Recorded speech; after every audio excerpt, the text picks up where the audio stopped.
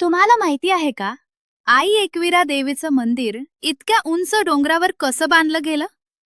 सह्याद्रीच्या डोंगरांमध्ये वसलेलं आई एकविरा देवीचं मंदिर आज लाखो भक्तांची श्रद्धा आहे.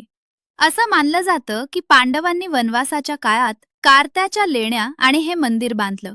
त्या काळी ना मशीन होत्या ना आधुनिक साधनं, तरीही मोठमोठे दगड कापून हे भव्य मंदिर तयार करण्यात आलं. आई एकविरा देवी ही कोळी समाजाची कुलदेवता मानली जाते. नवरात्रीमध्ये येथे लाखो भक्त दर्शनासाठी येतात आणि संपूर्ण डोंगर जय आई एकविराच्या जयघोषाने दुमदुमतो. आजही हे मंदिर भक्ती, इतिहास आणि चमत्काराचं प्रतीक मानलं जातं. जय आई एकविरा माऊली. व्हिडिओ आवडला असेल तर लाईक करा, शेअर करा आणि अशाच भक्तिमय व्हिडिओसाठी चॅनलला सबस्क्राईब नक्की करा.